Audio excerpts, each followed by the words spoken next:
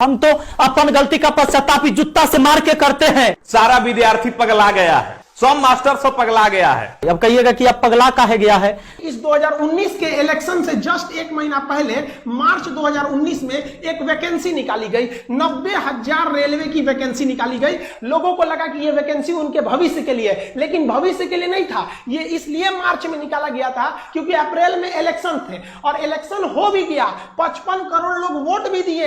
अप्रैल में इलेक्शन चालू हुआ, मई में रिजल्ट आ गया, प्रधानमंत्री लोग बन गए, लोग सांसद बन के घुस गए, लोग संसद भवन के अंदर दिल्ली एकदम बढ़िया से ऐश से जी रहे हैं।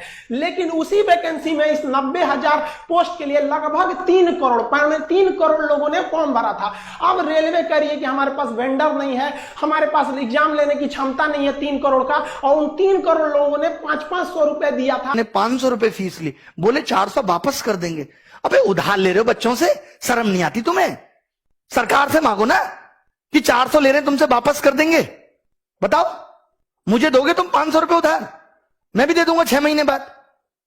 मजाक बना के रख दिया है। पूरा देश में अब बवाल होने वाला है। अगर सही टाइम से एग्जाम नहीं लीजिएगा, युवाओं को रोजगार नहीं मिलेगा, तब आपके मन की बात नहीं होगी। हमेशा ये जनता के भी मन की बात होनी चाहिए। यहां पर आप फॉर्म निकलवाते हैं, करोड़ों करोड़ विद्यार्थी से हजार रुपया, 500 रुपया ले लेके आप उनका फॉर्म भरवाते हैं, और जब फॉर्म भरा जाता है उसके बाद आप अपने कान में तेल डाल के सुत जाते हैं। और फिर जब आप कुछ व्यवस्था नहीं कर पाते हैं तो बेशरम की तरह आप बोलते हैं कि ठीक है सबका हम पैसा लौटा देंगे। अरे क्या लौटाइएगा मरते आप पैसा? 2 साल के बाद आपको होश आता है कि हमको पैसा लौटाना है। 2 साल जो आदमी जो अपने आंख में सपना लेके चल रहा है, उसका बाप जो है, बूढ़ा बाप को उसका पेंशन खत्म हो रहा है, यार उसको बहन की शादी करनी है, उसकी माँ बीमार है, बहुत सारी चीजें हैं यार। लोन ले लेके यहाँ पे लोग खेती करता है और उस खेती से अपने बेटे को पढ़ने के लिए बाहर भेजता है, और उसके साथ आप बोलते हैं कि हम 2 साल के बाद पैसा उसको लौटाएंगे। जी चलिए, पैसा का बात भी छोड़ दीजिए सर, नौकरी का सर, आप नौकरी देना न देना तो अलग चीज है, आप तो सर ढंग से एग्जाम तक नहीं ले पा रहे हैं जी। किसी का प्रीलिम्स लिए बस हो गया छोड़ दिए, किसी का मेंस लिए बस हो गया छोड़ दिए, किसी का वैकेंसी नहीं निकाल रहे हैं। क्यों करते रहे? पॉपुलेशन भी तो बढ़ रहा है, कितना नौकरी देगा सरकार भाई? पॉपुलेशन बुड्ढों का थोड़ा बढ़ रहा है, पॉपुलेशन बढ़ रहा है जवान लोगों का। हमारे पास पॉपुलेशन नहीं, हमारे पास रिसोर्सेज बढ़ रहे। पहले घर में 1 आदमी कमाने वाला था, आज घर में 5 आदमी जवान कमाने वाले हैं, लेकिन वो पांचों के पांचों घर में बैठे खाली। अगर वो आदमी अगर एक आदमी 50-50 हजार रुपया कमा के लाएगा तो 2.5 लाख रुपया महीने घर में आएगा। आप कहते हो आत्मनिर्भर बनो, आपने छोटे मोटे बेरोजगारों के सारे धंधे खत्म करवा दिए, उल्टी सीधी पॉलिसी ला के कैसे आत्मनिर्भर बनेंगे? तुम लोग हम पे निर्भर हो, सरकार हम पे निर्भर है और हम आत्मनिर्भर बन जाएं। प्राइवेट नौकरी का पता नहीं, सरकारी नौकरी को तुम खाएगे 5-5 साल में क्लियर हो रही, अरे 5 साल में भी क्लियर नहीं हो रहा। इस तरीके का हाल देख लो। चलेगा, हमारा घर भी करकट का है और फिर भी अकाउंट में 1,23,000 था, 1 लाख रुपया डोनेट किए थे ताकि हमारे देश में खुशहाली आए और इस कोरोना वायरस से हमारा देश लड़े।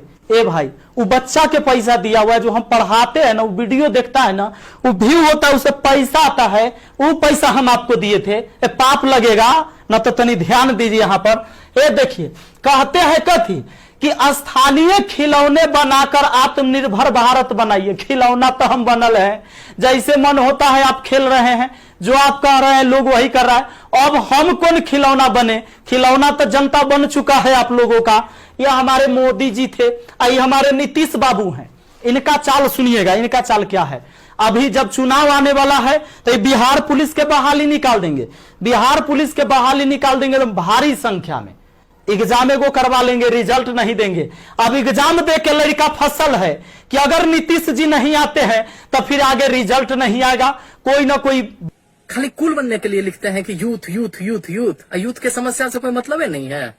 हाँ भाई, हमारे देश का जो युवा है वो भी पागल है। मेरे को एक बात बताओ, तुम्हें मंदिर बना के दे दिया और तुम्हें जिंदगी में क्या चाहिए?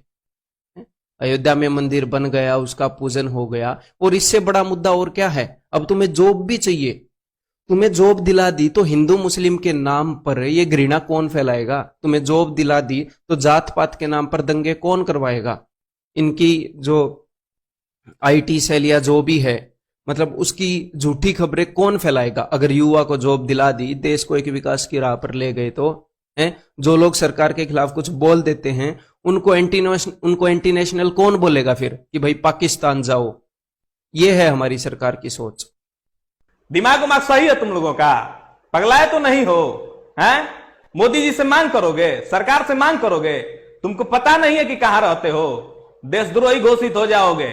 यहां पर सरकार से तुम कुछ मांग नहीं सकते, बस चुपचाप रहो। रोजगार चाहिए तुमको, दिमाग उमाग सही नहीं है, पकौड़ा बनाओ, रोजगार नहीं है, गोलगप्पा का दुकान खोल दो, ठीक है, रोड पे खड़ा हो जाओ, जूता सियो, ये रोजगार नहीं है।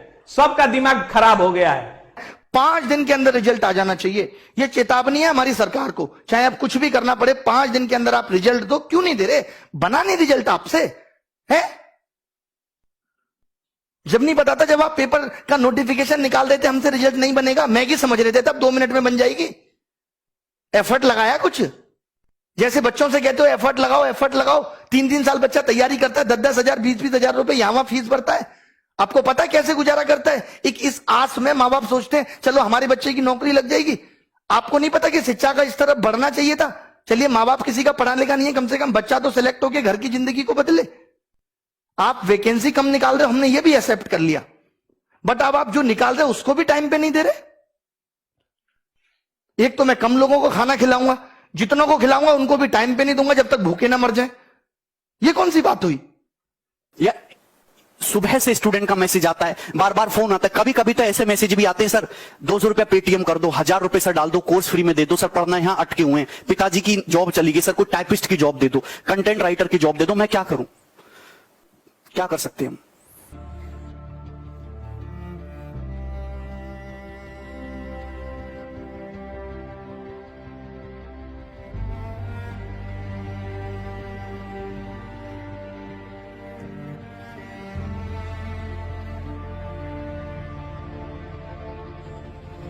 पहले आईएएस और उसके बाद एसएससी, और फिर से फ्रस्ट्रेशन का ई लेवल हो जाता है कि सर रेलवे का गैंगमैन से लेके लोको पायलट का फॉर्म भरते भरते हम लोग अपने सेल्फ एस्टीम का ऐसा बत्ती बना लेते हैं कि रात में जब टेबल पे बाबूजी के साथ खाना खाने बैठते हैं ना, तो परवल तक नहीं घोटाता है सर। 5 ट्रिलियन इकोनॉमी के भारत का सपना दिखाने वाला सरकार नहीं, जादू है जादू, समझे?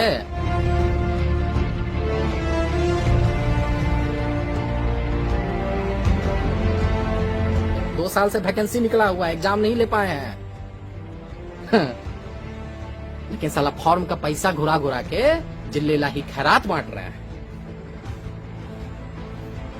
फिर हमारे बाप जिनको इस सिस्टम के जगह उनका बेटा ही कर्म जला लगता है।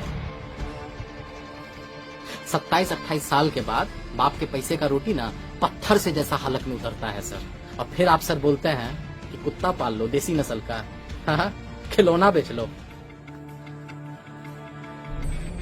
अरे सर, काजू के आटा का रोटी खाइए आप नेता लोग, और आधी पेट बिलबिलाते इस जनता को राष्ट्र और हिंदू खतरे में है का झुनझुना पकड़ा दीजिए। बड़ा सही बात।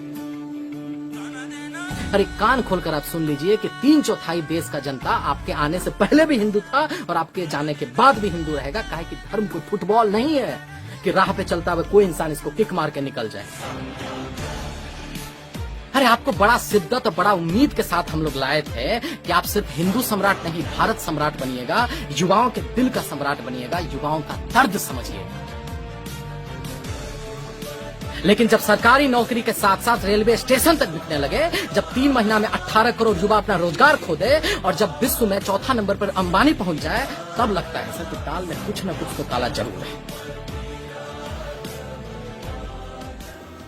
टीवी पे मरने वाले एक्टर के लिए जस्टिस का शोर तो है, लेकिन साला भारत के कोने कोने में लाखों युवाओं के एक अदद नौकरी पाने का सपना बढ़ती उम्र के साथ जो हर रोज मर रहा है, उसके लिए किसी को घंटा फर्क पड़ता है, उसके लिए कहीं कोई शोर नहीं है।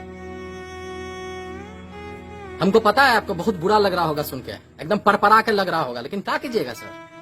अरे क्या कीजिएगा? जब पेट में भूख और आंख में बेरोजगारी का जलालत हो ना, तो मुझसे भजन नहीं गाली ही निकलता है। अरे जिस युवा ने आपको इतना प्यार दिया, इतना प्यार दिया, जो आपकी लंबी गाड़ी और बढ़ी हुई दाढ़ी के सामने जो नतमस्तक हो गया, उसको आप पकौड़ा खिलौना बेचने का उससे भद्दा मजाक करते हैं आप।